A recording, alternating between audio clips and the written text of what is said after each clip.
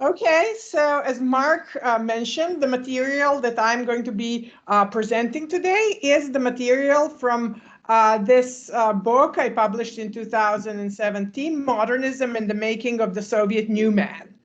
The main idea behind the book is that the most radical of modernist projects is the transformation of the Soviet society in the aftermath of the October Revolution, and that this idea that the world has to be changed and that art has the power to change the world has been most powerfully expressed or manifested in this period.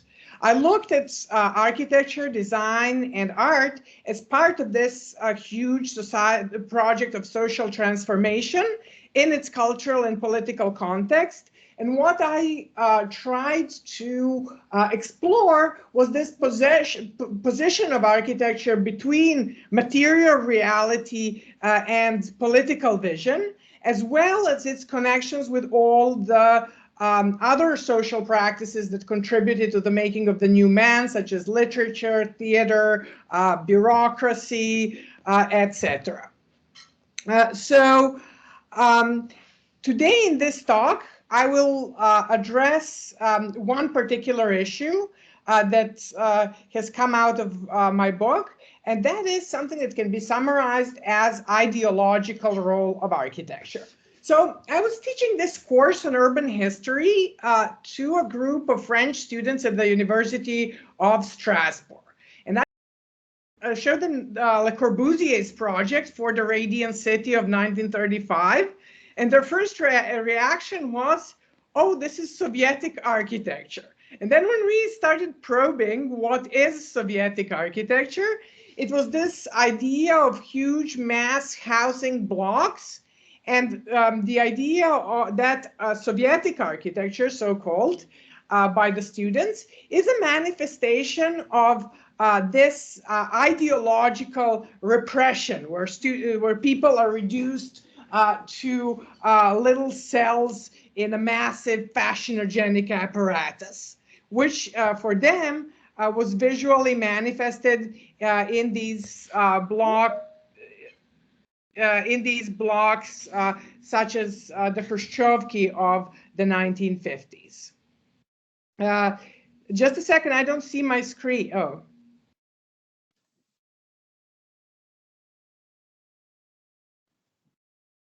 Okay. Problem, Tijana? Yeah, it's fine. It's fine, okay. Yeah. Another view of Soviet architecture of the interwar period is that it was this fantastic architecture that did not have much to do with revolutionary reality, in that it was consisted of these utopian unbuilt projects, such as Lisitsky's Cloud Irons or his Lenin Tribune. And this kind of architecture was described as architecture that does not belong to this oppressive Soviet ideology. By historians such as Richard Steitz with his revolutionary dreams, and by a generation of art historians, which include Benjamin Buchloh, Christina Keir, Christina Loder, Catherine Cook, etc.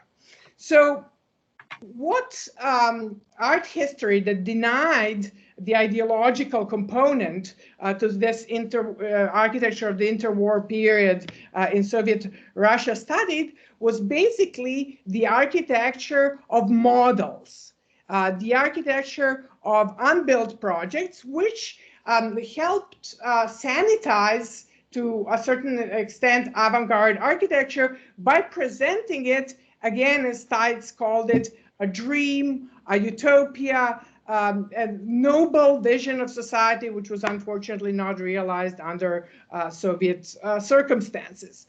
The most reproduced works of avant-garde art are mostly unbuilt works, such as Vladimir Tatlin's Monument to the Third International. And they were a model in a double sense. First, they were considered a model, never realized model for a future society by Soviet historians.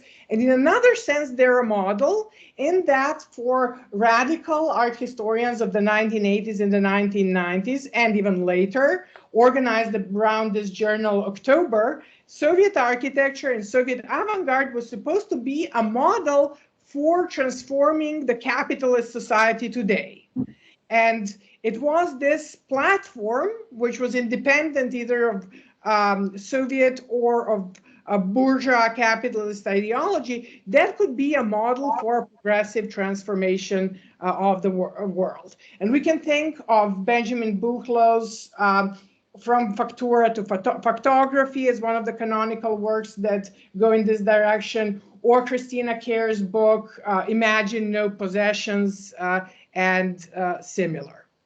So there was this idea that Soviet architecture is in many ways a dream. And an essential symbol of this dream was Vladimir Tatlin's project for the utopian wings that ordinary people would use for going to work.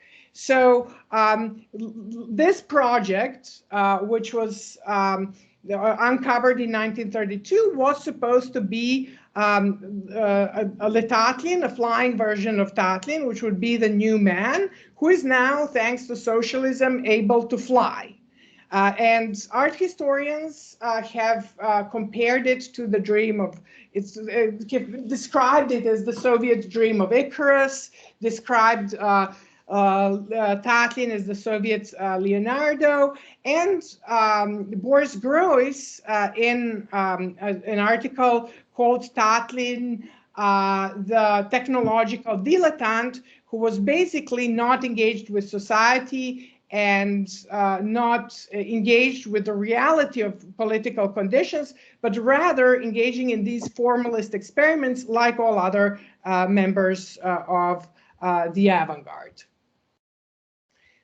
But Tatlin's project was architecture in a very deep sense for Tatlin. It was architecture in that it resulted from all of his experimentation from the Tatlin, from the Monument to the Third International onwards. And he explained in his writing, I proceeded from material form constructions of the simplest forms to more complicated ones. These were clothes, objects of everyday life, up to the architectural construction in honor of the Comintern. And his project is part of this huge political and social and ideological project of creating a new man by spatial means. So he says, the flying machine at the present stage of my work is the most complicated form that meets the needs of the moment's mastery of space. But far from being imagined as a utopian project that would fit into the entire tradition of Soviet utopian aerial imaginary, Tatlin's project was meant to be practical. It was meant to work, and Tatlin experimented with these wings and tried to have them fly throughout the 30s, hiring these light people, jockeys, to jump around with wings in the fields around Moscow in the 1930s, and being completely adamant that this is going to go into production. So he was basically counting on the idea that this is going to work, and that the Soviet production machine will be able to come up with 1 million of these wings and distribute them to the general population. So it was far from being a utopian project in the sense that Western historians might consider it. So Tatlin depended on this, depended on this huge production machine that was the Soviet industrialized society of the 1930s, And he also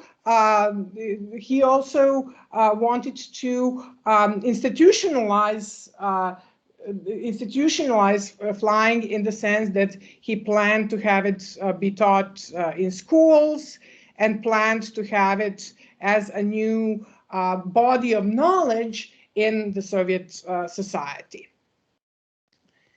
Now, all these discussions of whether Soviet architecture was utopian, or whether it was real, or whether it supported the Stalinist regime, or it was this pure dreamlike construction that can help us conquer capitalism today, they all revolve around the notion of ideology.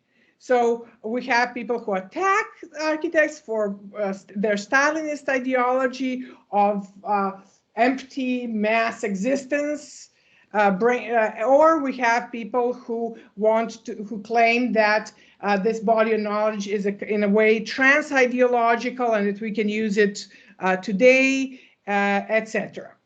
So when these various critics refer to ideology, they basically refer to this Marxian model presented in the German ideology, where the society consists of a base, which is economy and means of production, is this real life, and the superstructure, which consists of institutions and consciousness, and the false consciousness of this practical reality. And further, in Althusser's interpretation, the relationship between the base and the superstructure is determined by two ideological apparatus: the coercive ideological apparatus of the police and the military, and this ideological this ideological apparatus that consists of ideas, cultural production, which shapes the base in a soft way. And at the center of this theory is that all these forces intersect in the phenomenon of the social subject, who is constantly living between reality, material productive reality, and these ideological notions, and which is the basic cell that kind of allows this entire system to persist. When Marx talks about ideology and the ideological apparatus, he does not really use this structural metaphor, this pyramid, but instead he uses the metaphor of the camera obscura, which is presented here in this image from the 17th century. So when Marx talks about ideology and German ideology, he says that this false image of reality that our ideology presents to us is like a flickering image on the wall of a camera obscura. That it is unstable, that it is, when we think of the flickering image of the wall of camera obscura, we think of something that's unstable, that's constantly refreshing, something that's moving around. And this is a sense in which I want to talk about ideology today, not as a firm structure in the Soviet society, but as a structure of constantly renewing and refreshing this elusive subject, the Soviet new man. And in this, I chose this image of the camera obscura because it shows architecture in a double sense. First, it shows architecture as this object of observation, which is available to us, perhaps as historians, as an upside-down projection. And it shows architecture as the architecture of this camera, of this room that's used for viewing. So architecture is, in a way, both an ideological object and an ideological device. So what I would like to explore is how architecture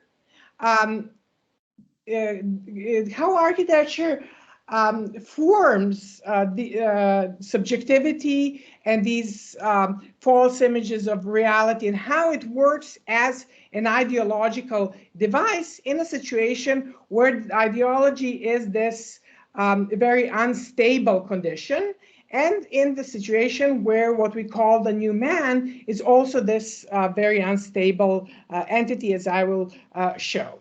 So my general thesis in the book is that architecture functions as an ideological device by shaping three domains of social practice: motility, sensibility, and institutionality. And the first thing I would like to touch upon is this notion of motility as something controlled by architecture or shaped by architecture as an ideological device. Vladimir Tatlin, when he presented his project for mass-produced wings, which the Soviet citizens would use to go to work, talked about how he's going to produce them in 1 million copies. He talked about how they will allow for a new mastery of space. He talked about how he will institute swimming classes into school, but he primarily talked about wings as a device that will enable man to develop new forms of movement, and about the new man as this creature who is now bird-like and is capable of new forms of motility and has new sources of pleasure. So, for example, when he described the wings, he would say, my wing has three kinds of movement, and as has a bird, except for the tail. Moreover, the wings can make small flapping movements. You can rock yourself in the air. So motility was a huge focus for this designer.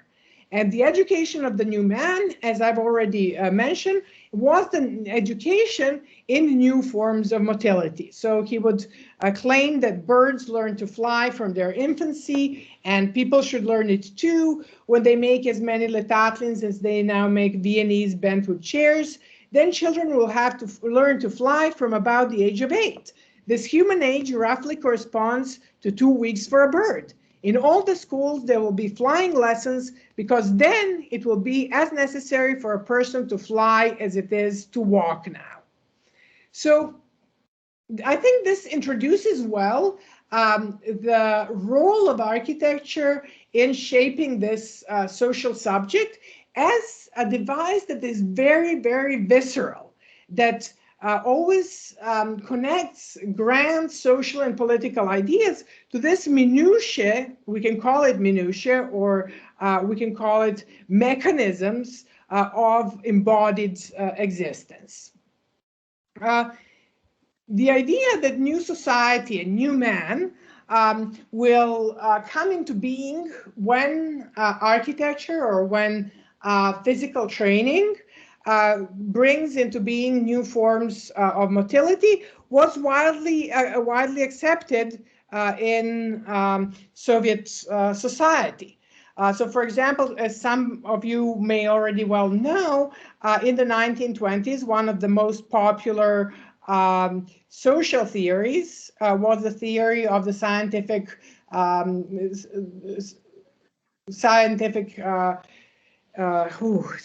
education of labor, where theorists such as Gastev claimed that the new proletarian is going to come into being when they learn techniques of efficient, tailorized, smooth labor. In order to educate new people, he established an institution, Central Institute of Labor, in which, in order to train new citizens, he trained them in new kinds of motility. And this discipline, through which new consciousness would come into being together with new physical training, was called biomechanics.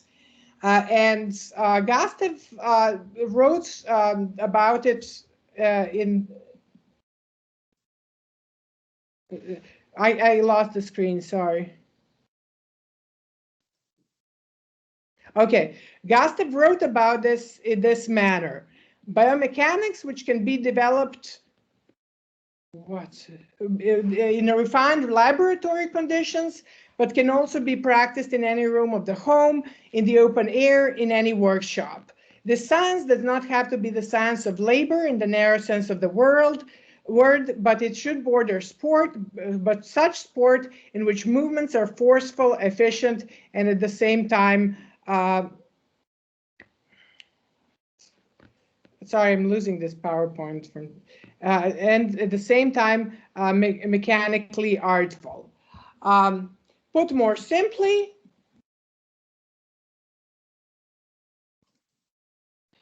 we have to create a breed of fine men who are masters of the main forms of movement. So becoming a new man, becoming a socialist subject also meant developing new forms of motility.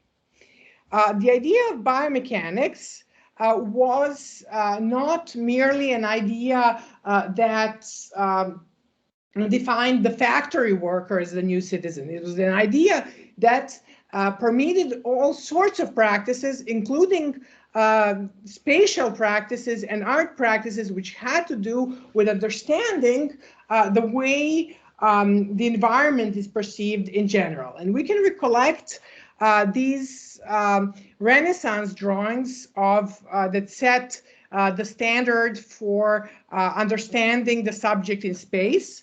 For the perspectival drawing, which developed for the first time in theater sets. For example, in Sebastiano Serlio's canonical works on tragic, comic, and satiric scene, which posited the new modern subject as a viewing subject inscribed into the drawing as the vanishing point and as a stable point of view which perceived and participated in the city. It's interesting that several of Meyerhold, the Soviet theater director, adopted biomechanics as a technique of challenging this traditional perspectival notion of the environment. He wrote how the stage and theater and the world at large is not an image, but it's perceived through movement. And his way of challenging the entire aesthetic and political setup of the capitalist society was based on challenging the perspectival drawing and transforming theater from theater of moving pictures into a theater of movement. And in order to train his subjects, his actors, to participate in such a theater, he invented a theatrical science of biomechanics where he would engage his trainees in exercises such as this one, bow and arrow, in which they would learn how to perform particular scripted movements in a most disciplined way. So writing about the theater, he was also writing about how utmost efficiencies needed to work in work, utmost Taylorism, as he would say, and educating the proletarian actor and educating basically the subject for a new perception of space was the education in biomechanics and more broadly in efficient and graceful forms of movement. This new understanding of space that Meyerhold introduced was an understanding in which the world consisted of fixed structures, but these fixed structures were mainly only a platform for existence that was always in motion. And when he drew plans of his performances, such as this plan of a performance of Magnanimous Cuckold from 1922, in which he described space as a chronotope, something that exists both in time and in space. And he described existence as existence in which actors and subjects at large would not only be politically aware, but they would manifest this political awareness by adopting a chronotopic understanding of the world, in which what constitutes them is not only fixed, firm social structures and physical structures, but also this capacity and experience and technique of movement which they would adopt. It is interesting that in both Gastev's and Meyerhold's case, we had a situation in which this entire situation belonged to a world in which it was not really clear what the proletarian was, although this revolution was created in the name of the Soviet proletarians. Basically, the socialist revolution was a Marxist revolution that was supposed to lead to the liberation of the working class, but the working class was not the majority of the Soviet population. Actually, after the revolution, I think that the factory workers formed only 20% of the working force in the cities, and on the Soviet level, several percentages of the general population. I don't have these figures. I had them in my notes, but I'm now teaching without my notes. In any case, there were a huge majority, workers who lived in the cities. To add to this, these workers didn't have any kind of proletarian identity, what Lukács calls a class for, they weren't a class for itself. They worked in a particular set of economic and technological circumstances, but the awareness of oneself as a proletariat did not really exist. And all these methods of training people for movement were also efforts to create the proletariat. And in Meyerhold's theater, it was not only that the theater translated these tailorized, efficient forms of movement onto the stage, and it was not that it introduced them into aesthetics, but also this entire project was a project of creating the new proletarian and dressing the new proletarian in some cases so as to express this identity. The idea of theater and the world as a chronotope led to the design of new kinds of theater sets, which were always in motion, such as this theater set for the magnanimous cackled by Lyubov Popova. And it led to a particular understanding of what workers' identity is in terms of performance. So what was really interesting about Meyerhold's performances was that the subject of this performance was not understood as an individual subject. What he was designing on the stage was a collective, was a mass, was a group of people which would have synchronized movement and start feeling as a collective through this exercise of synchronized movement. When Gastev talked about his Central Institute of Labor, he had this vision in which the entire world proletariat, because it performs the same forms of movement in connection to the machine, develops this cosmic global psyche in which all the people are connected psychologically because they perform the entire movement and all the same movements, and this collective identity, a collective global psyche of the proletariat comes into being. So something like that was what was performed in Meyerhold's theater, in which exercises of synchronous movement, such as this Chichotka from the magnanimous cuckold, were meant to bring about the final goal of biomechanics, and that was the creation of a collective proletarian global subject. So here is one of the drawings that best illustrates this idea of the chronotope. It's actually called the spatiotemporal recording of stage movements in Magnanimous Cuckold, where we see this modernist grid as the basis of the entire theatrical scene, and movement through the grid as a form of spatial existence. So space is now reduced to its most abstract form, and being in space is reduced to a timed trajectory. A very close to this project of designing motility, as part of designing the new subject, the Soviet new man, is the project of using architecture to train new sensibilities.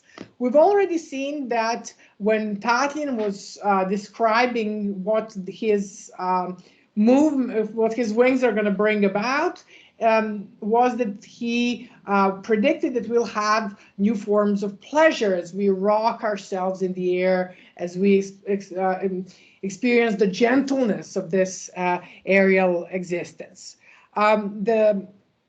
The training of sensibility and the capacity of the society to produce new kinds of pleasure were perpetuated in a variety of other projects. The most important project, in my opinion, which was meant to shape sensibility as a sense of collective belonging, was the project of building the Moscow Metro, which was opened in 1935. This was a project that was part of the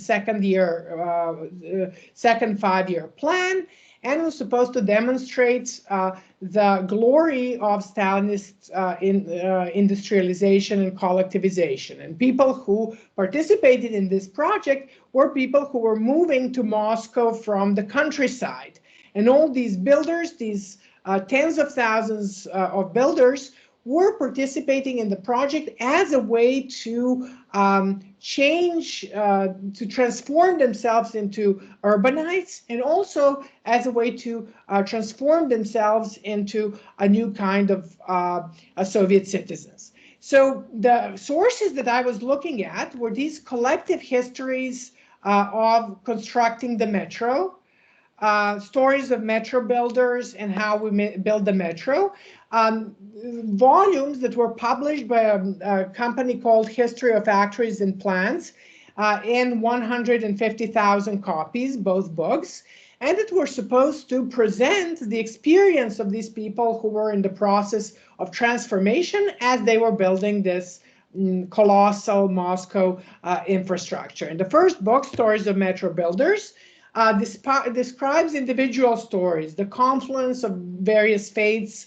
on the construction site, and the other one, How We Build the Metro, was a group-written project, which included writing by Kaganovich and other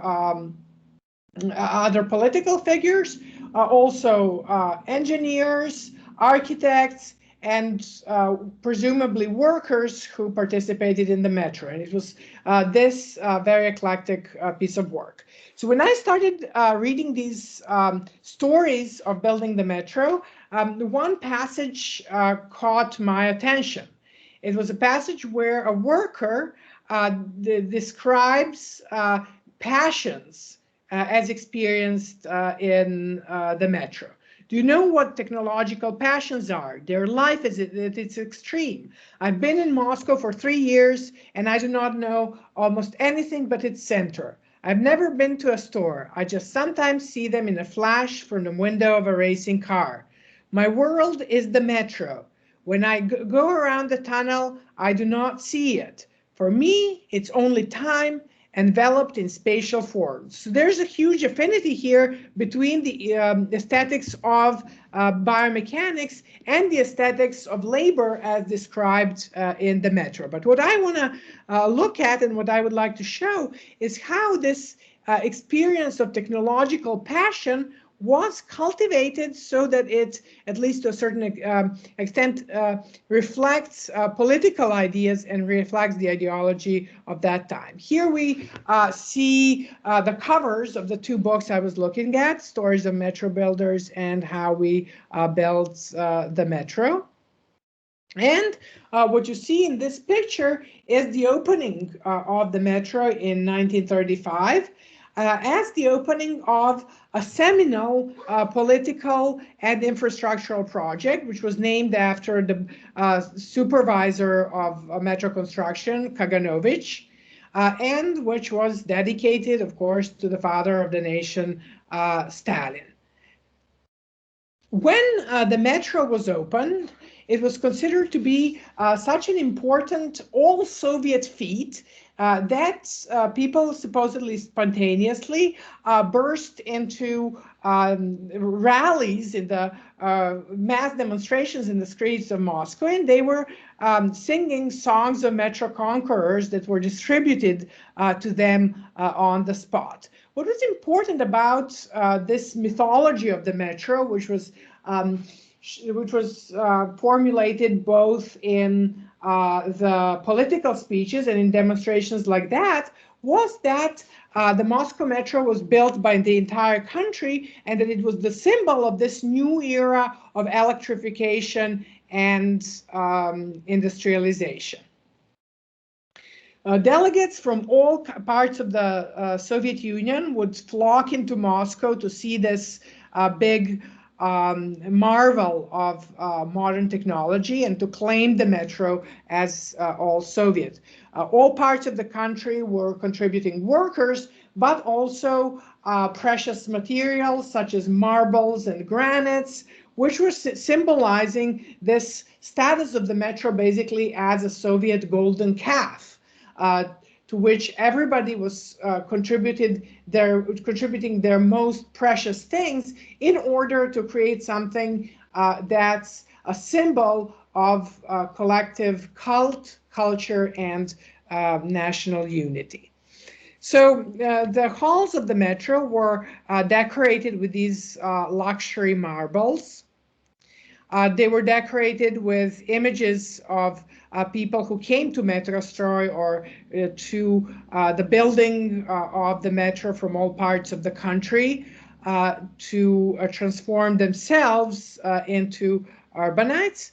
And the book was illustrated, the book, How We Build the Metro, is illustrated by many pictures that show the supposed acculturation of the workers in a process through which they somehow, from these Neanderthals from the countryside, become sophisticated Soviet citizens and urbanites. So this was about training for labor, training through labor, and also cultivation of new habits such as going to nature, to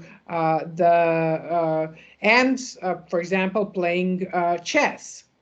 The workers were taught to become civilized citizens and citizens of the new order by being taught how to read, which was not a skill the majority of the builders of the metro were familiar with. And pictures such as this, for example, serve a double function. They show these new urbanites as literate and politically informed people who read the newspapers, but at the same time, one of the main motifs in the photographs is electric lightning. So what enables them to be politically informed and literate is this force of electricity, which is brought by the Soviet state and the mighty Soviet industry, which is manifested in the aesthetics of the metro.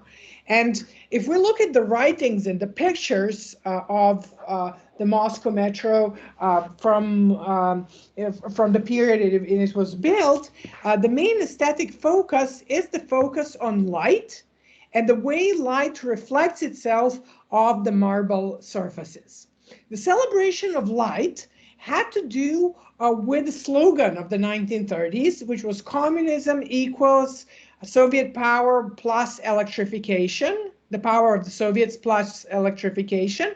And this electricity, this display of lighting in the Moscow metro was supposed to materialize this slogan and make electrification palpable, visible to the people, available to their senses. So this very modest photo basically illustrates this general idea. So the slogan, communism equals Soviet power and the electrification of the whole country, was proposed by Vladimir Lenin in 1920, but came into general circulation and became constantly quoted during these periods of the first and the second 5-year plans. So photographs from the period of how you should look at the metro all showed views of electric lighting, which was the symbol of this electrification of the whole country, and were supposed to be views, as Michael Mahoney already proposed, upwards. They were supposed to be views that would present the metro as a church of the Soviet society. It's only now, instead of the skies, you had electrical lighting. Images from how we build the metro illustrates this idea. You look up, you see the lights, and you see the reflection of the lights of marble. When Kaganovich commissioned architects to build the Moscow metro, he basically favored an eclectic style. He told them that the stations had to be beautiful. What kind of stations are we going to build? The architects asked him, and how we build the metro, and he said, oh, we're going to build beautiful station. Beautiful meant two things. One thing was that each station is in a completely different style. So we have this modernist version of Egyptian columns in Kropotkinskaya Ploshchad, and we have these phantasmagoric social realist columns with hammers and sickles in the Komsomolskaya. So there was no unified style. But what was unified is that beauty meant the reflection of light. And it meant the play between the train, electrification, light, again, electrification, and marble as the expression of wealth of the entire country. And this is how people were supposed to look at the metro. The peasant, the worker, can see in the metropolitan, in those flames, in those marble columns, not only marble. He sees in the metro a realization of his might, of his power. So we have flames and we have the power of the citizen. And if my introduction was a little bit too abstract, I will provide a quote from the Stories of Metro Builders, which goes like this.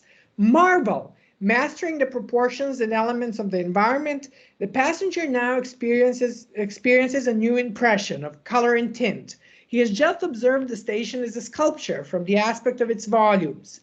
Now he sees the station as a work of illumination. So there was a very palpable, very sensual experience of communism as the electrification of the whole country.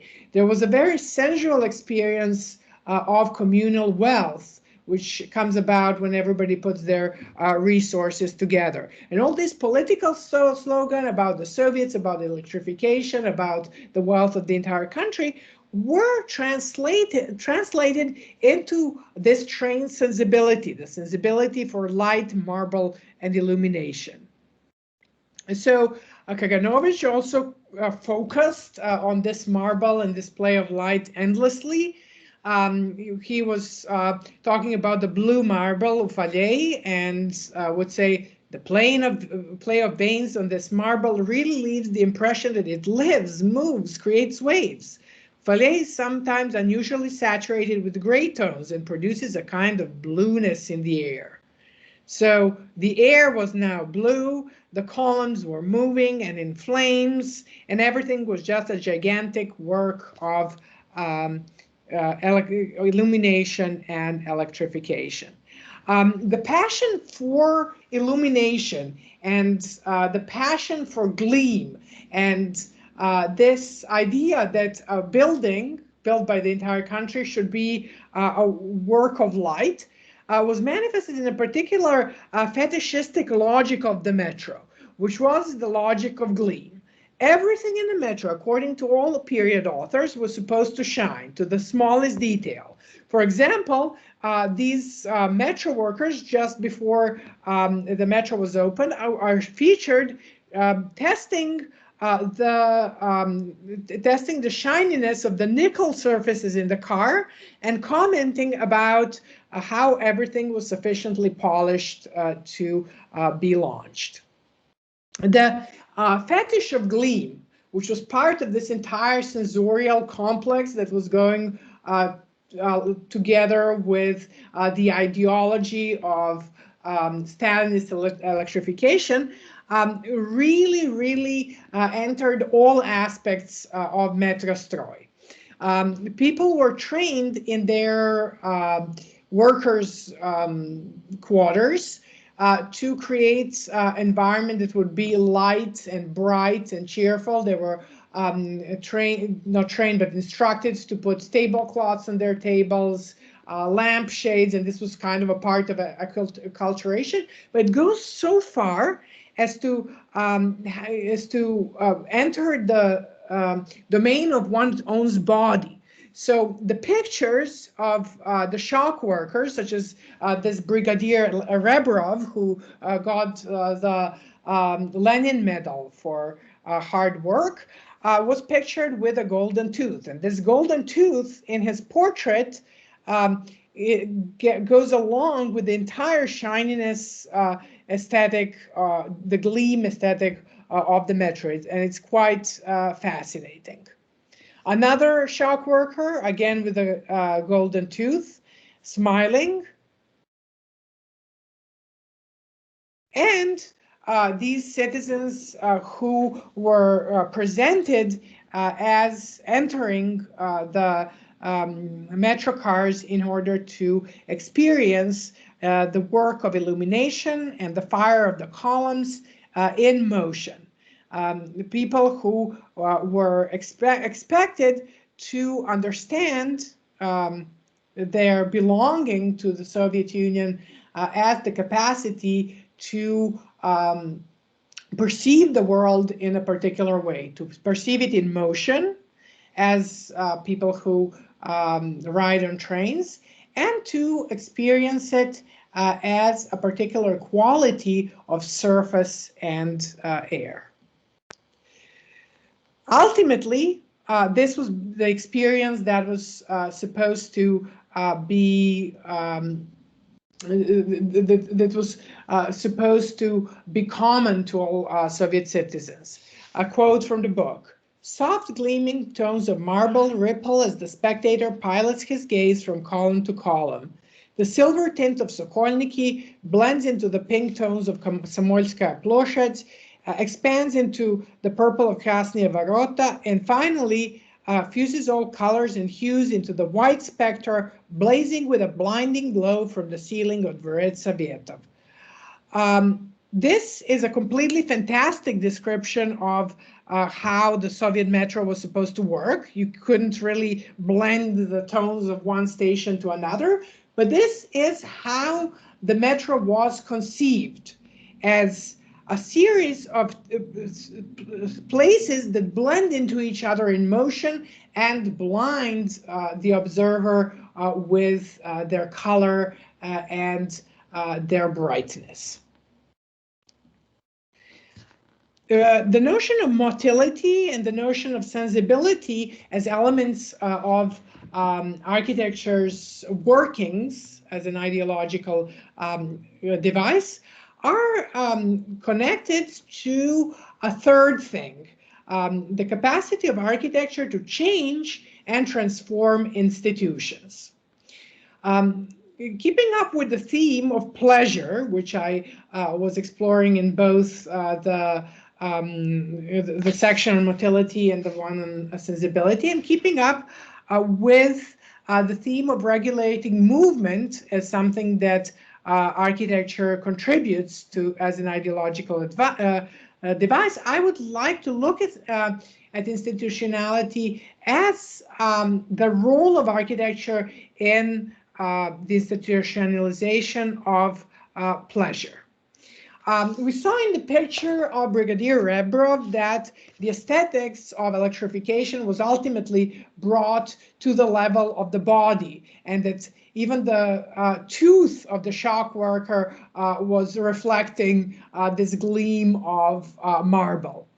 Another institution that was very, very close to the citizen's skin, the institution of the public bath or banya, was also transformed in the 1930s.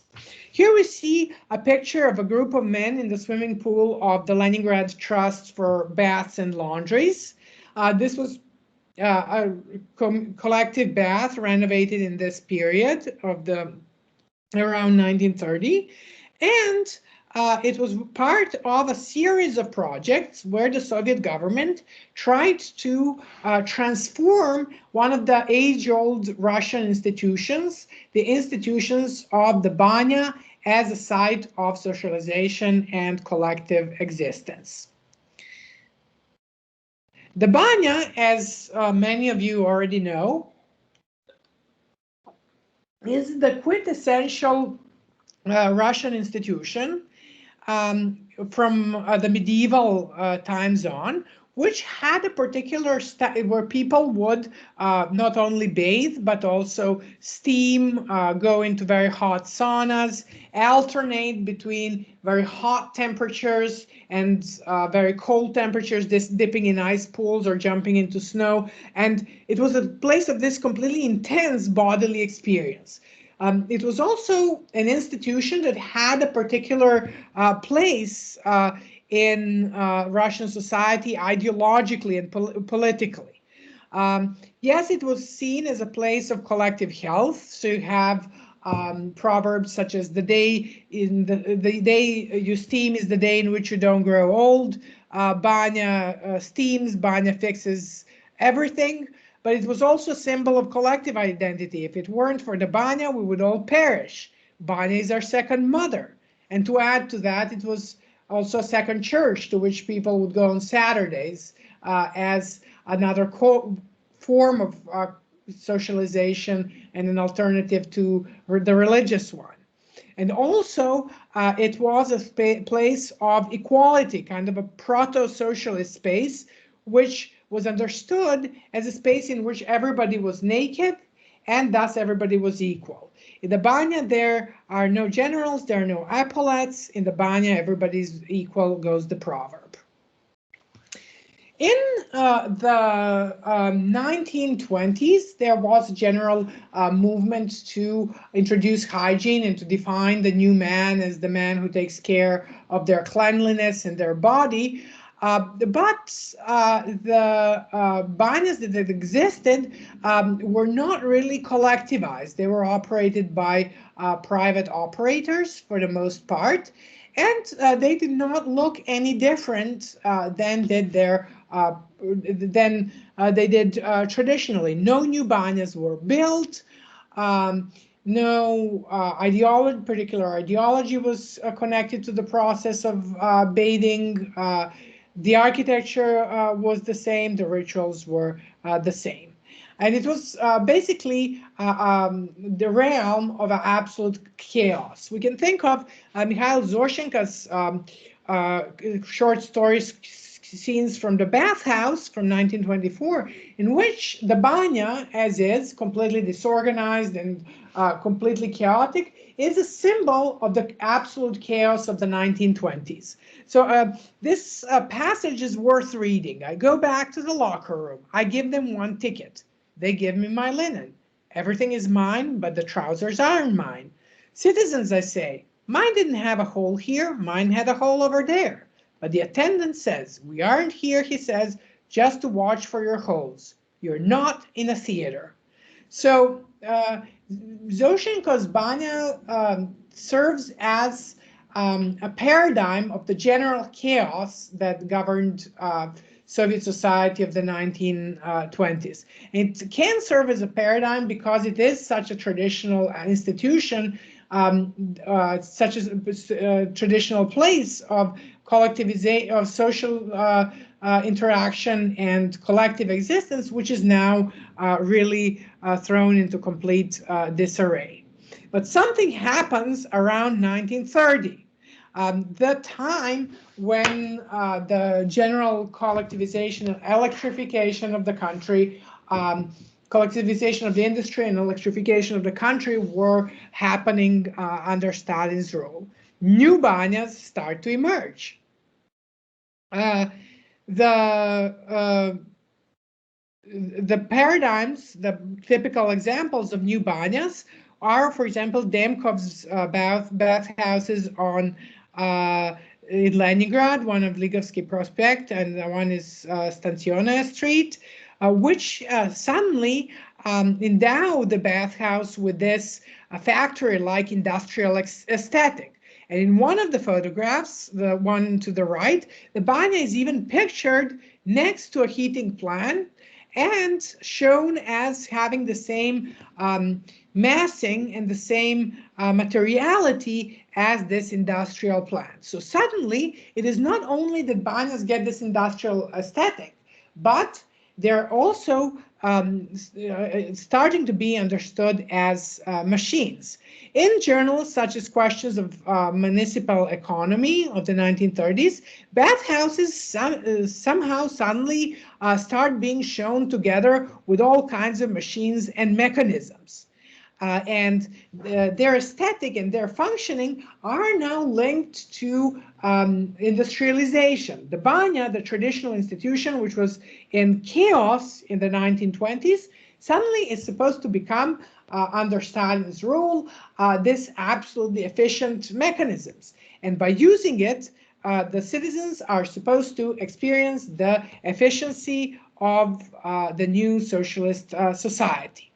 In sharp contrast to Zoshenko's descriptions of the banya is Ivan Kudryakov's note in Kultura i Bit, basically an anti-alcoholic journal, about the Palace of Health in Moscow as a place in which the worker could experience new forms of recreation, alternative to the chaotic banya, but also alternative to group drinking. So he's giving a vision of this new society, sober society that comes about with industrialization. So I come to the banya, took off my dirty underwear and gave it to the laundry. And I went to wash myself. For the time it takes for you to rinse in the bath, to swim, time passes. You return into the waiting room and your underwear is clean and ironed waiting for you. So now the essential institution of Russian society becomes industrialized and mechanized institutions, tailorized and utterly efficient. So in pictures such as this one that I already commented on, we see the dynamic in the functioning of the banya around 1930. You have these proletarians or men indulging in bodily pleasures, sitting in this nice warm pool under this water emitted spouts emitted by I think it's frogs in the Swan. And then you have the officials in the background controlling and regulating this pleasure and posing proudly next to the thermometer, which shows the perfect temperature in the bath. So now this collective pleasure, which was part of an essential Russian institution, becomes an object of technical and mechanical regulation by the government. So this entire idea that Stalinist society was a society of not only progress and of technical advances, was manifested by intervening in the institution of the Banya.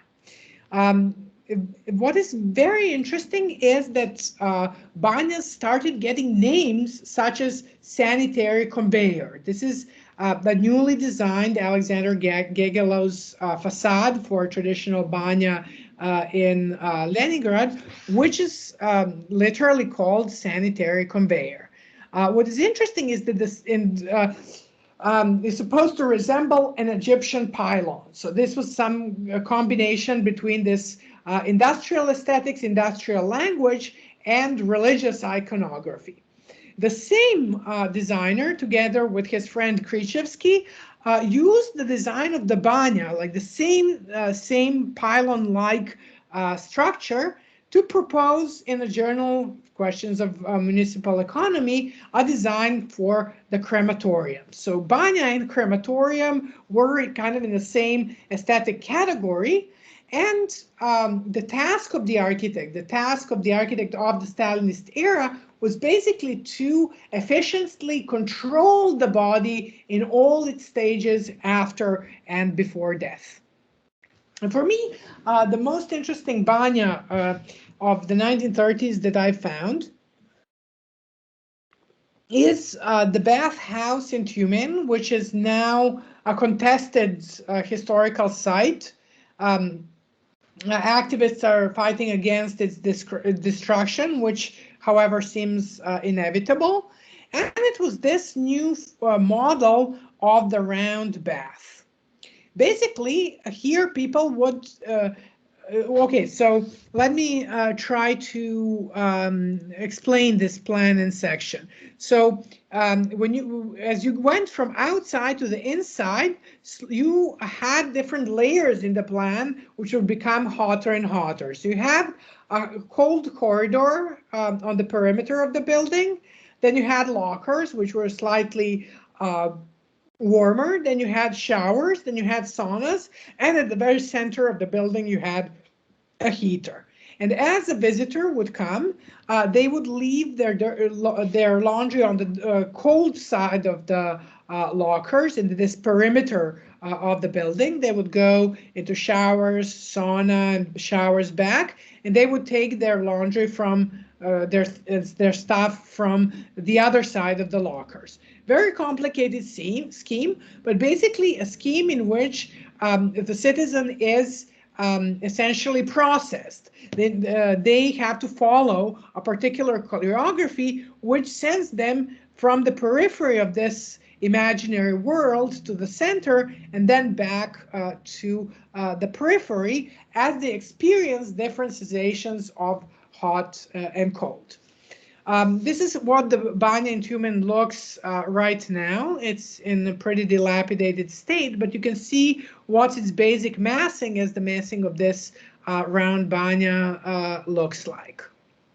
The banya in Tyumen was designed by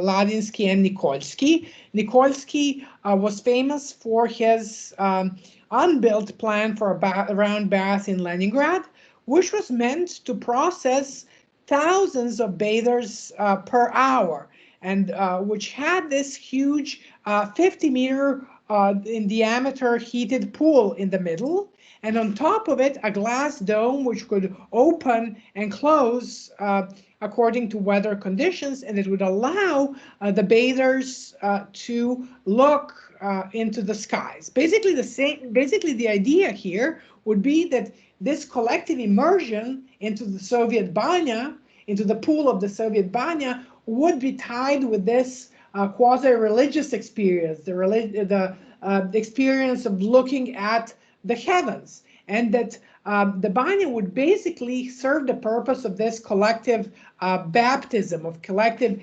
initiation into the Soviet society.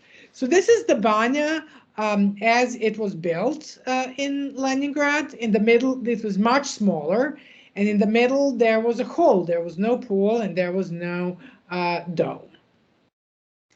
However, the project of the round banya points out to the efforts of the socialist state to create, to transform this traditional institution into another kind of microcosm, a complete and whole microcosm that would demonstrate the power of progressive technology, industrialization, and efficiency, not only to produce a most streamlined bathing experience, but also to produce new forms of pleasure.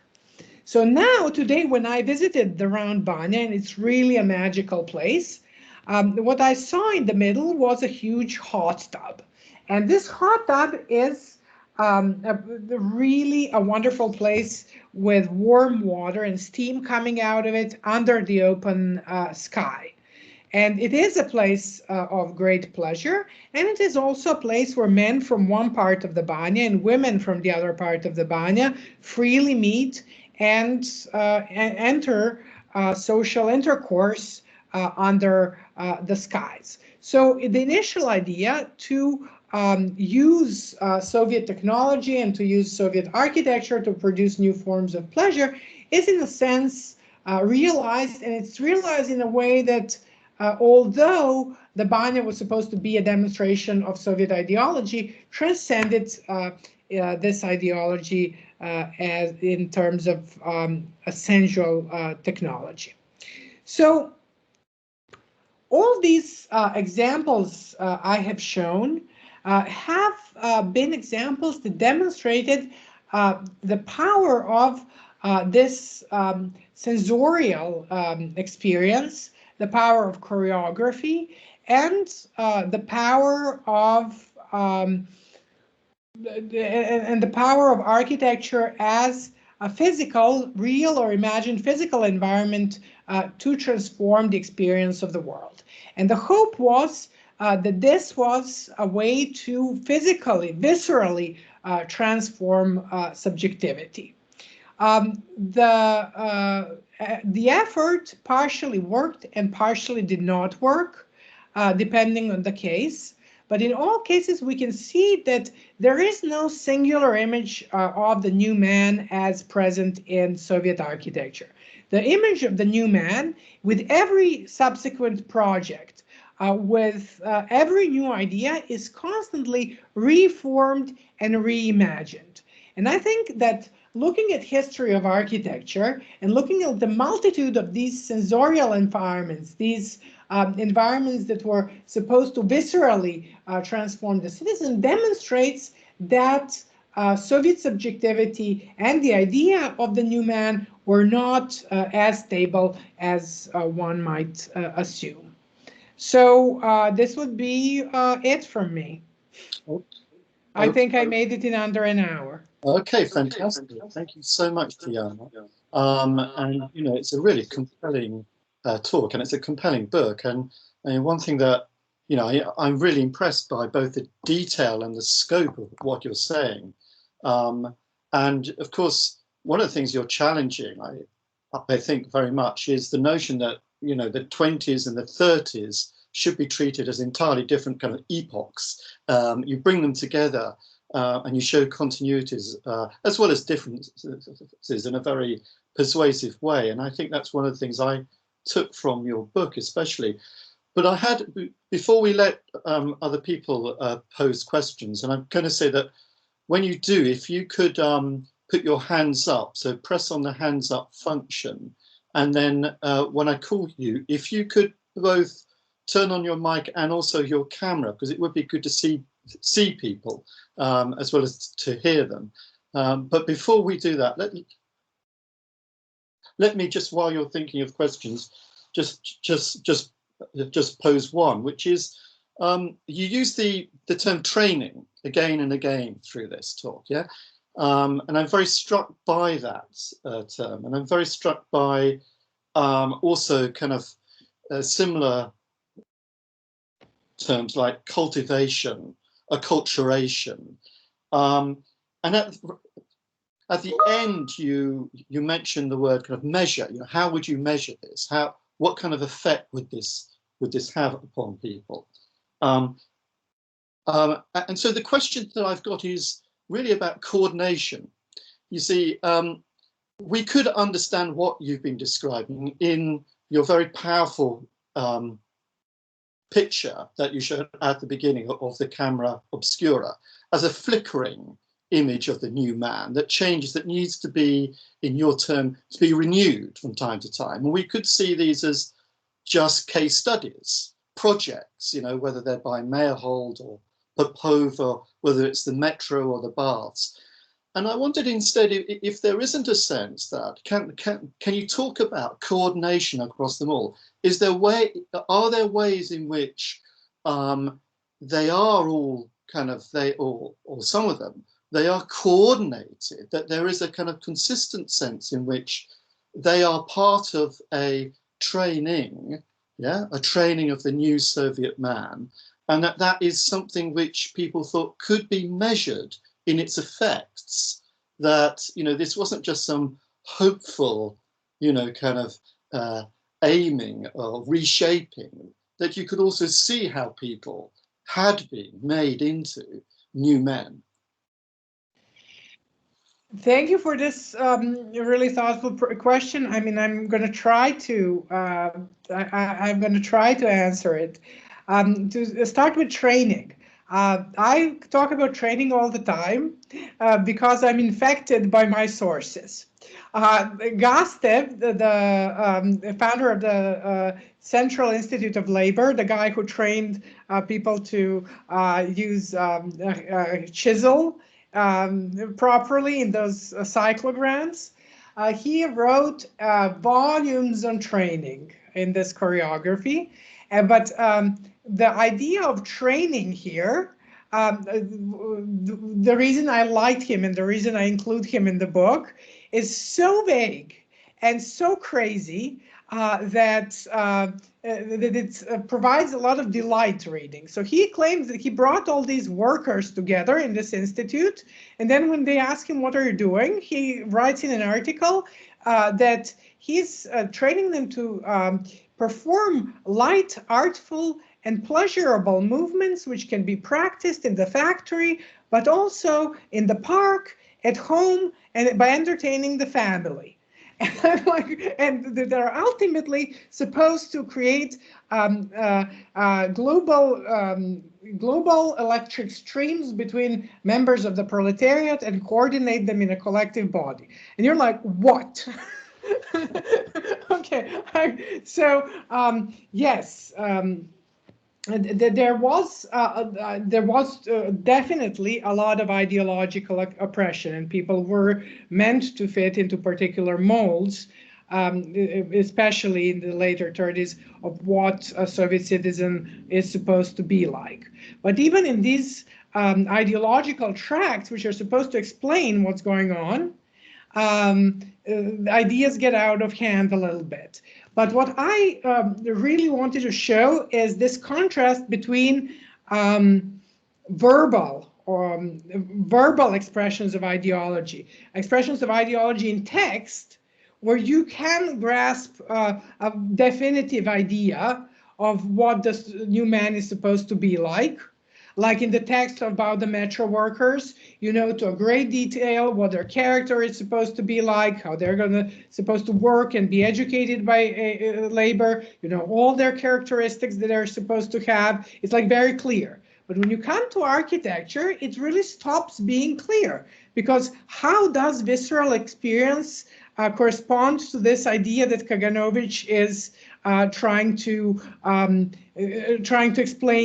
explain here? So the metro is supposed to be a reflection of our socialist identity and ideology, but to which extent does the flickering reflection of marbles really define any kind of subjectivity, it's very hard to see. And in terms of the metaphor of the camera obscura, I liked it because you have this little building, and then this picture of the building is flickering on the floor of on the wall of the camera obscura, and you can't really catch it. So you see this huge variety of projects that are supposed to shape the subjectivity of the new man exist in such a variety because they're trying to do the impossible. And yes, by repeating particular sensations, by promoting particular sensations, you are training people. But to which extent are you succeeding?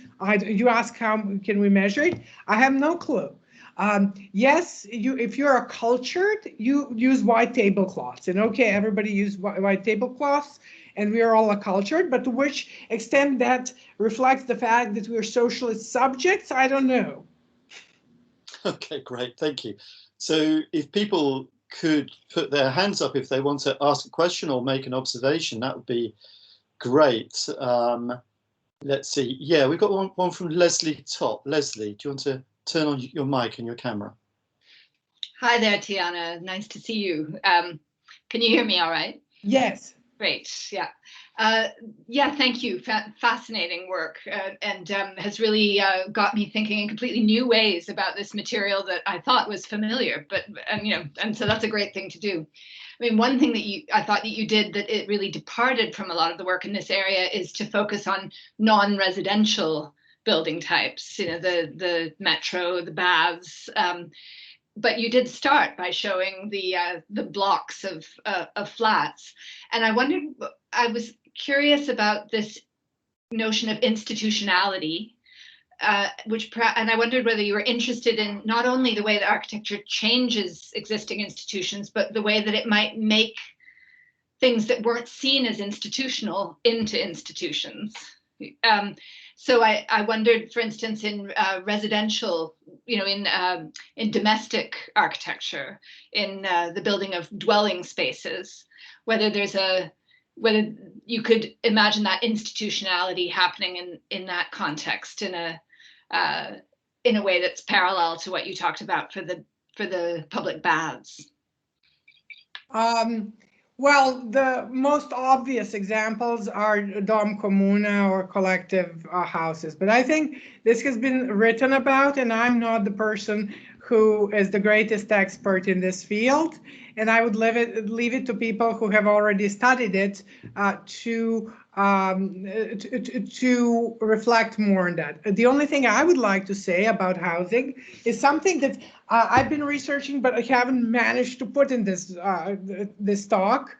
It is the way housing, I think, institutionalized people in Soviet Russia was not through these communal spaces, such as Barsh and Vladimirov or the Narkomfin building, but what I perceived as the main method of institutionalization was that all these communal projects also had individual cells, like prisons. No, okay, individual cells. They call them living cells, and it was the way life was organized or choreographed in these little tiny cells that it was as crucial as the design of collective spaces for the education and institutionalization of the citizen. And you might recollect the living cell in Milutin's Sotsgorod, where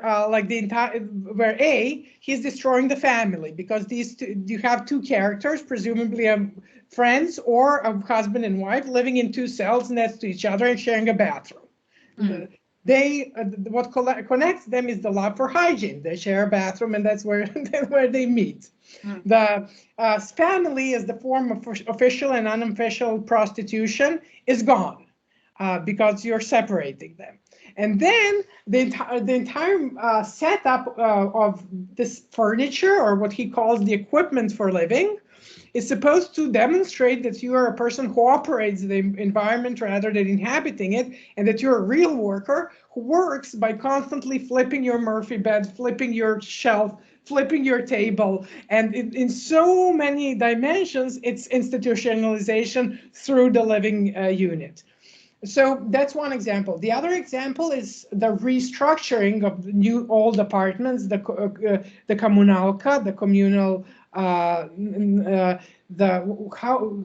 communal apartment. Is that what it's the collective of, where an old apartment, a pre-revolutionary apartment, would be separated into several units, with a person who was supervising everything, and a kitchen shared by all, and the bathroom shared by all, where everybody was constantly banging because there were too many people per bathroom.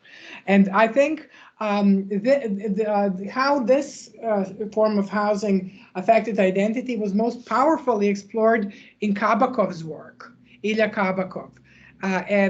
If there's somebody to say something about the institutionalization of the Soviet citizen, I suggest going and looking at his reconstructions of the communal apartment and the personages that the communal apartment created. He had this installation called 12 Characters, where he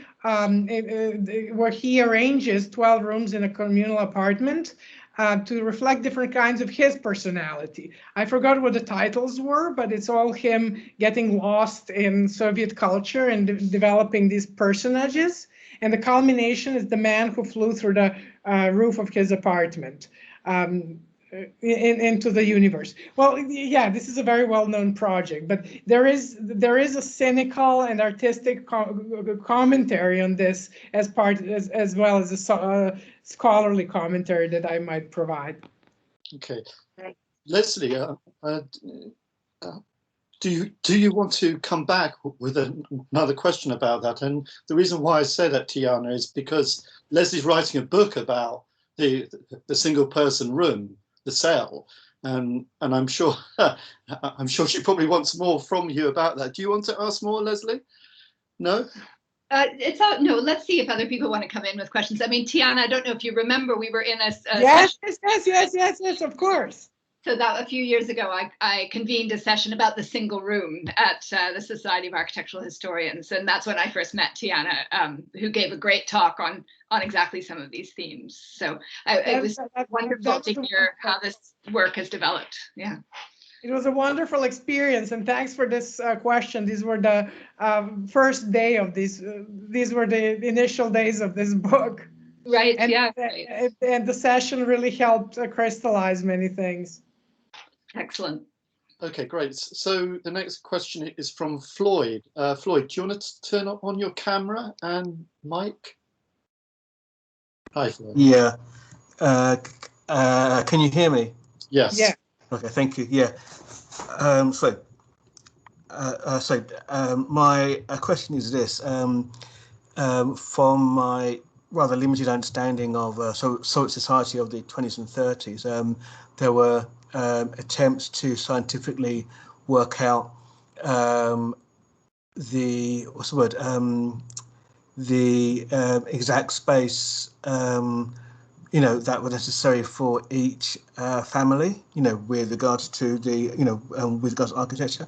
So in that sense, then, was there any conflicts between, if you like, the interior rules and uses of space with regards to the allocation for personal use and the allocation of obviously more space for various monuments and other, grandiose buildings?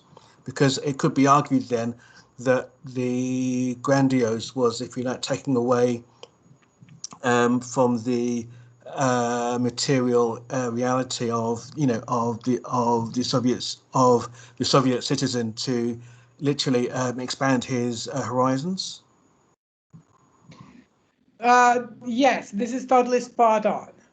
The notion of minimal dimensions is not particularly Soviet thing. It's the existence minimum in architecture, which came about in the at the beginning of the 20th century, where the problem of providing cheap housing for workers, not only in Russia but also in Germany, for example, in the Frankfurt project and others, was first introduced, and it's really an idea that lived through different kinds of socialist architectural projects for the rest of the century. For example, when I started my architectural studies in Belgrade, I know by heart what's the least amount of, what are the smallest dimensions of a toilet that allow you to open a door. What's the exact least amount of room you need to go between a bed and the wall. If I have a chair, how far my desk has to be from my chair for me not to bump into it. I know these dimensions by heart. And if you told me to ask me about existence minimum, I know it as an architect, not as a historian. It's like, and so the existence minimum was the basis for planning both these imaginary cells in communal houses, of which Narkomfin was built, and also in the times of Khrushchev, of these communal, of these new buildings after the Stalinist rule Khrushchevki. So, but there's something. The actual space that Soviet citizens had was way smaller than the existence minimum. I think that the average amount of living space that a person in Moscow had in the 30s when this Moscow metro was built was 5 square meters per person. So it was not the existence minimum, it was worse. It was like overcrowding. And I think I completely agree with you that during the Stalinist era, like housing was not a priority. So I couldn't comment directly between housing design, which was not a priority, and metro design, which was a priority. But for sure, the metro and grandiose projects such as this one were meant to provide a space that would compensate, as you propose, for the fact that you had 5 square meters to live in. And actually, in this book, How We Build the Metro, this is touched upon.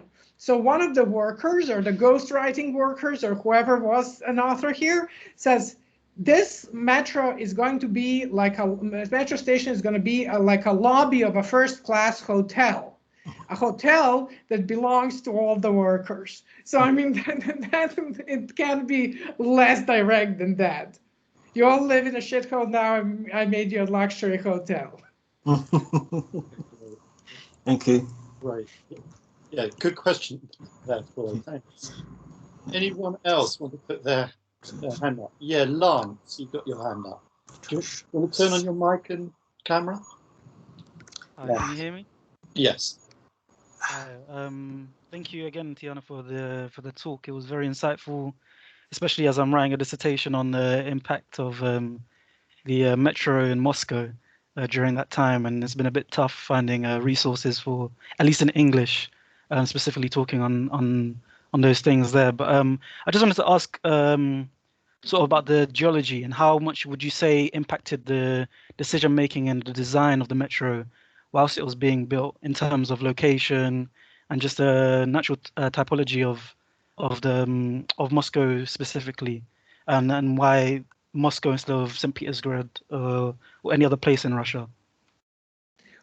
What was the last question? Sorry. I just wanted to know specifically why Moscow did they decide to design the metro specifically there rather than anywhere else around in Russia? Well, because it was the capital, right? No, but I was just wondering. I was just a bit. No, I don't let know, me because I talk saw about like St. geology. Petersburg as I'll like actually give you a chance to talk about this because you've probably researched this more than I have. Okay. But what I know is that because of the geological conditions of Moscow, the metro had to be built much deeper than any other metro in the world, and it's the deepest metro. And you've probably researched which geological aspects of the Moscow terrain contributed to that. But I know if you go to Moscow, the ride on the escalator is like 15 minutes until you get to the station. I mean, it's that deep. And then the experience of riding the escalator had to be promoted as something, the magical staircase, so that people don't see it. It's not about efficiency at all. So You are probably asking, if they had to dig this deep, why did they choose to build a metro in Moscow? Well, they had to. It was the capital of the Soviet Union. But in terms of practical problems, it's really huge practical problems. You probably researched this, so I'll give you a chance to explain this to us. Well, I wouldn't give myself that much credit. But I was just more so because I thought, I don't know, from at least what I've seen, I thought the change or the decision to build in Moscow wasn't specifically about it being the capital or anything like that. I thought it was more so just a statement to move away from sort of the idea of like Russia becoming this European state in a way. And it was while they're making this statement through the use of some of the architecture within the metro system, they thought the further they were even physically away from Europe, the stronger that statement would be. And I was just wondering if that was a direct link or an intended link, or if that was just interpretation from years past. Well, if you are, well, that happened much earlier with the moving of the capital from Leningrad to Moscow, right? Mm. So that they already made a move away from Europe by doing that, and that's it. And then Moscow is the capital, and Moscow is where you test things, try things, and make colossal buildings for the most part. Okay. I think it's definitely the fact that it's capital, and that moving away from Europe physically was done in the moving of the capital from St. Petersburg or Leningrad to Moscow. I wouldn't say that building the metro was the act which symbolized moving away. Okay. But there are excellent sources in French of the Moscow metro. If you want to send me an email, I'll send you a list of sources. If you're struggling for sources, like there's original books from the Soviet period. If you read Russian, you're going to find them intensely amusing. Yeah. And then you have a rich literature of the Moscow metro in French. Okay. Thank you. Yeah. Well, thank you so much. You're welcome. Okay, great. Any questions still? Any more questions from anyone?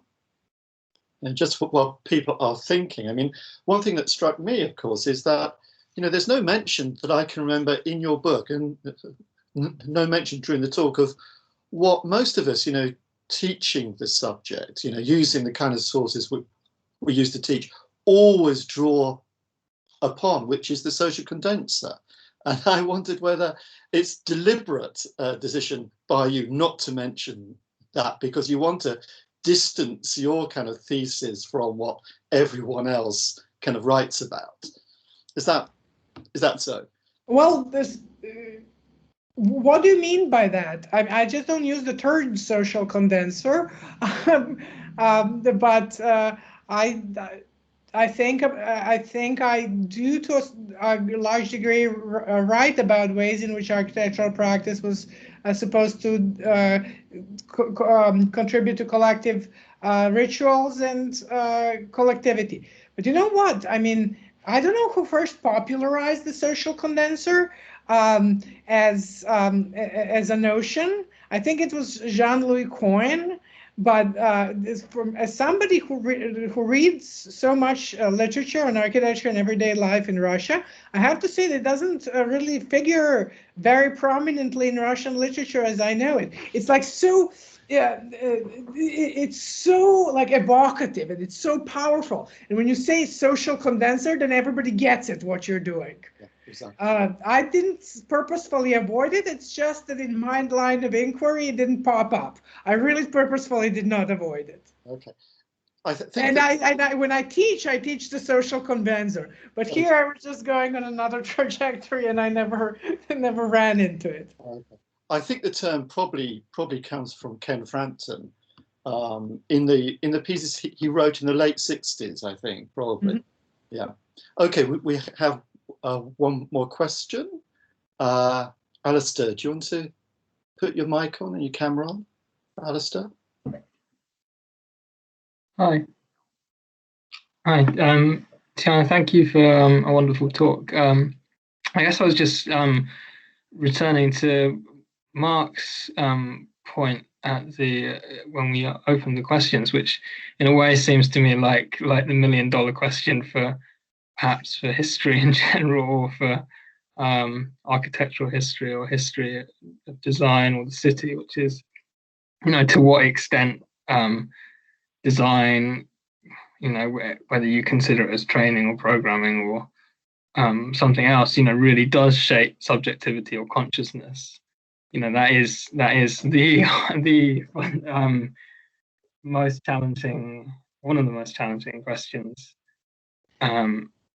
it seems to me, and one of the most interesting. I was just thinking about the kind of the sources that you draw on, where you have workers' voices kind of projected, and I guess they're I don't know this literature at all, and I'm really unfamiliar with most of what you presented, but I guess they're kind of propaganda magazines, or are they more kind of popular, like I'm just thinking of that, is it Cultura and Beat magazine, like what status that had, and just I guess as a social historian you might think, okay, if we want to get at what people were actually thinking and feeling and how they were acting in response to these things, you might think about things like diaries and, I don't know, first person writing or oral histories, and I'm sure that exists as well, and I'm just wondering what you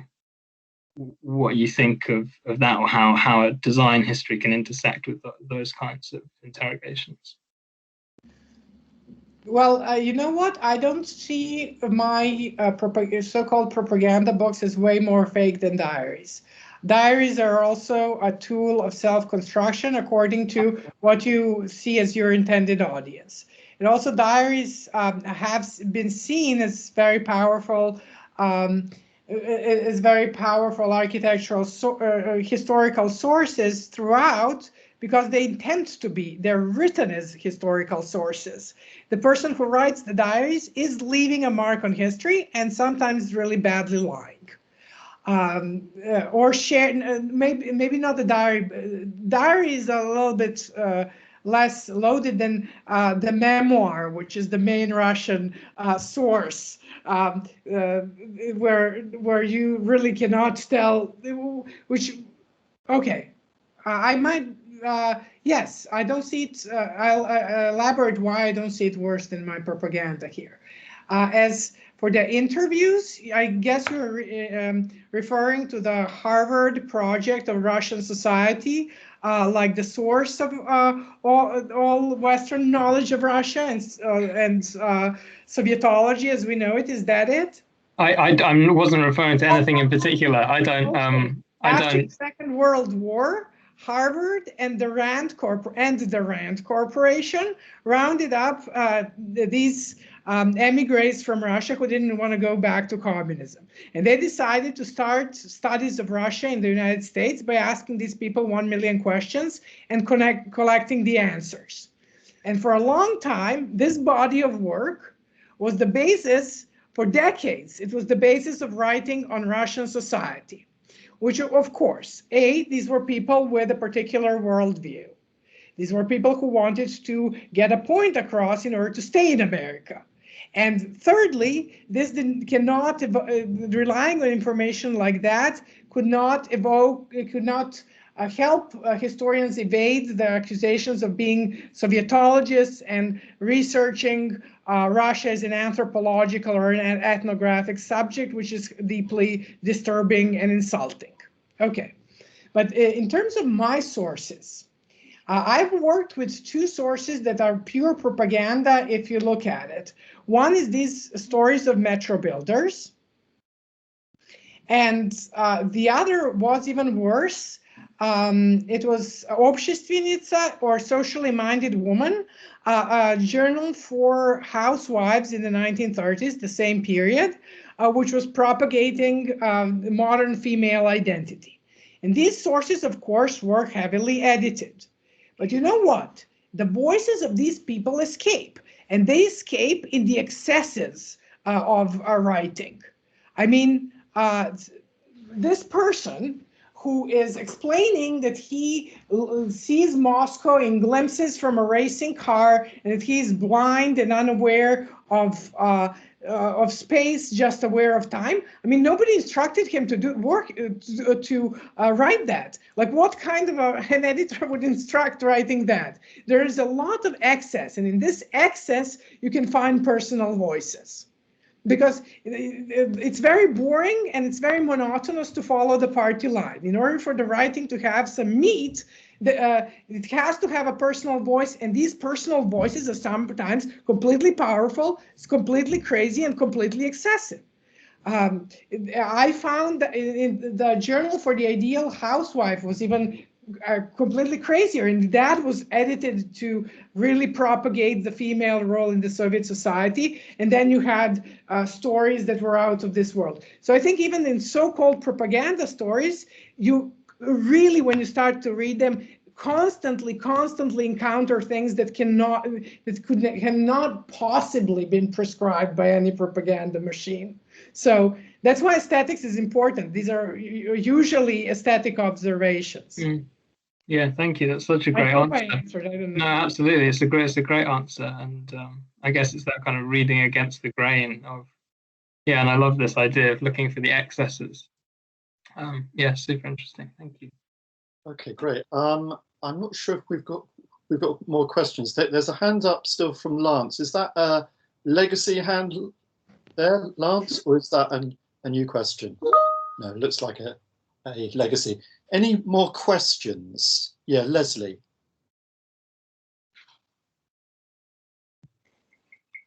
Hi again. I'm going to hog the stage here and jump in with another question. I wondered, I mean, you talked about this acculturation of people who weren't originally workers, but were coming from a kind of agricultural laborer background. Did it work in another direction too? Was there a kind of proletarianization of people that had been more of a middle class background, whether those were urban or rural dwellers? Was there, can you talk about that kind of transformation in that direction as well? Of course. Of course. What Sheila Fitzpatrick really conveyed powerfully in her writing is this fluidity of identities in the 1920s. Nobody identified, of course, everybody was impoverished, including the former middle class. There were people who were wheeling and dealing because the economy and trade were half nationalized, half not. They were called nepmen. That was not really middle class, but it was like crazy dealing and wheeling merchants. But all the identities were not fixed. First of all, in order to get provisions, positions, anything from the government, you had to have a proletarian origin. Of course, like 1% of the population has proletarian origin. So everybody's now inventing they have proletarian origins in order to get what they want. Then, of course, the government figures out that they're not proletarians and unmasks them. Unmasking is when you're claiming you're a worker to get, I don't know, access to a canteen or access to an apartment, and then it's discovered that you're not a worker. Many people were constantly migrating between city and country. So they would go for the harvest to their village and then come during the winter to work in the city. And what are these people? Maybe proletarians, maybe not. So proletarianization was a long process of establishing what a proletarian is and what a person should identify with if they call themselves a proletarian, and setting some standards. And architecture they played a very important role in fixing the notion of the proletariat in a very mean and disturbing way. Because these people were moving around so much, it was impossible to pin them down to a location, a job, a profession. Everything was in flux, and everything was like Zoshenko's bathhouse chaos. The government, I think in 1927, instituted a rule that you can only get your apartment if you're tied to a particular place of labor. And if you're absent from work for more than 1 month, you lose your apartment. So because you have that room, you are fixed as a citizen with a particular address. You can't get any documents without an address, and you can't have an address if you don't work. And by doing this, just by this legislation, they started fixing classes and fixing people to particular locations and places of work. And it was really, really draconian. It's very draconian to stay without a shelter in Moscow in minus 30 degrees Celsius. Yeah. Okay, great. Well, I think we'll stop there. I mean, I can't see it hands up, so I think we'll stop there.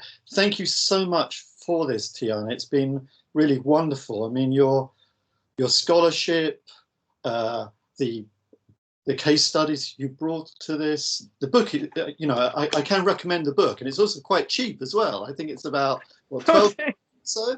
So it's it's been a really good night, and I kind of wish that we could take you out for dinner, you know, or a drink or whatever. So next time you're in London, perhaps we could do that. It would be great to do that.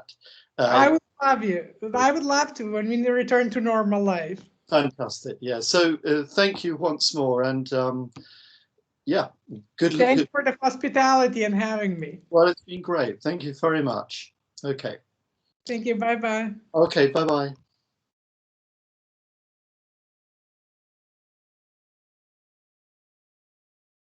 Thank you.